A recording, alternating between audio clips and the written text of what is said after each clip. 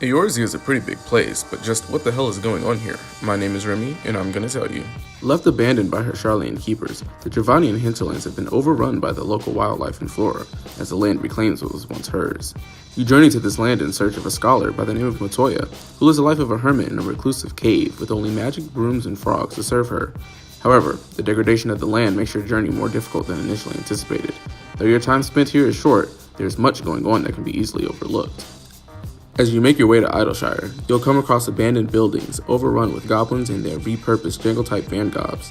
It turns out these goblins call themselves the Illuminati and have been looting the abandoned city and toying around with some of the creations and experiments left behind. They've even begun development on a new contraption called Whizzlepops that the goblins of Idleshire have stolen to find out what they're for.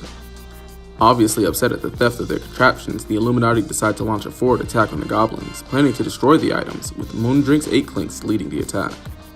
Be sure to take care on your way to Idleshire, as the land is crawling with deadly beasts. Or did you not hear the story of the Tarantula Hawks, who have been attacking puppies, kittens, and even baby Lalafels for food?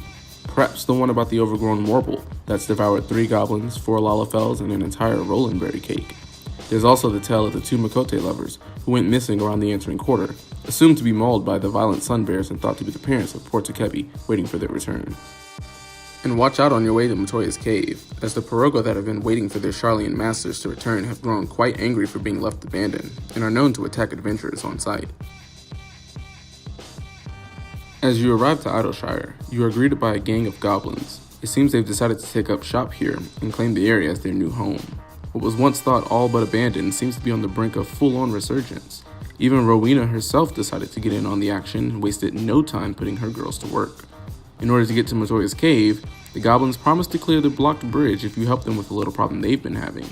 When you report to Slowfix, you learn that the goblins are at odds with the Illuminati, who will stop at nothing to retrieve their secret cheese recipe, a recipe stolen by none other than Brayflock Zaltox, who intends to share the recipe with all of Goppykind.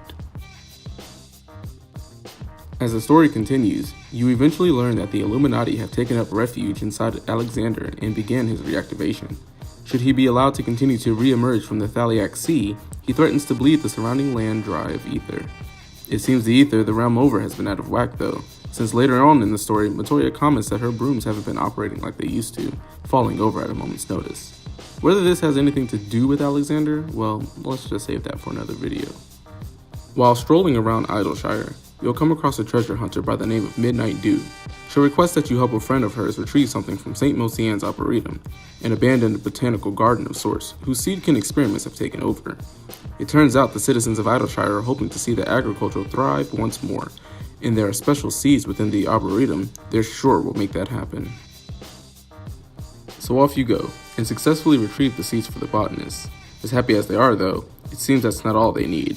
A short while after your initial expedition, the place becomes covered in a thick mud, giving the already aggressive flora inside greater strength than before. It seems this mud is a concoction created by Charlian scholars before the Great Exodus. It acts as a catalyst used to turn decomposed plant matter into nutrient-rich compost. An escaped and energetic mud-covered corpore leads the citizens of Idleshire to believe this mud has invigorating properties that can be used on the soil of green grub mud plots. I do recall mentions of farming coming to Eorzea, so perhaps this may be one of the places we'll be revisiting. Just keep an eye on that sneaky water bucket. I see you. While helping the citizens of Idleshire, you'll come across a young Makote woman by the name of Zloe Aliapo. It appears she's taken up interest in opening an orphanage for the abandoned children of Idleshire. However, she unfortunately takes a loan from the wealthy and cutthroat Rowena, who is known to work people to the bone to repay their debts. Zloe, who often finds herself skipping meals, only eating pineapple pudding every other day, asks you for help in getting her trading business off the ground so she can not only repay her debt, but put food in the bellies of the orphans of Idleshire. The Great Gabal Library, the largest repository of knowledge in all of Eorzea. You are sitting here not once, but twice, for within the walls is knowledge locked away, all but forgotten, unless someone has needs of its contents. Within the walls lurk deadly tomes and other studious artifacts, as well as void-sent guards. A Lalafell by the name of Yayake wishes to see the library restored to its former glory as a learning center for scholars the world over, or at least that's what she tells you.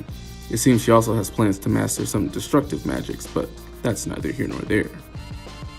As your journey continues in search for your companions, Y'shtola mentions the anti-tower, guarded by her old teacher, and once again, you turn to Master Matoya for help. The tower was built to study the ethereal sea, but since its abandonment has been overrun by magical guardians. Being the nice old Grinch she is, Matoya permits you and a small party access inside in search of answers to locate your missing comrade. After fighting your way through countless waves of Pirogo and magic statues, you face a creepy-ass abomination known as Calcabrina. Following the creepy-ass doll's defeat, you begin to hear her call out to you once more. Hear, feel, think.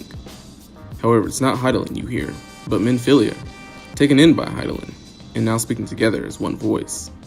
It is within the ethereal sea you learn the truth about the beginning, of when light and dark dwelt as one. Hey everyone, thanks for watching this quick lore video. If you enjoyed it and want to see more, feel free to like and subscribe. Take care.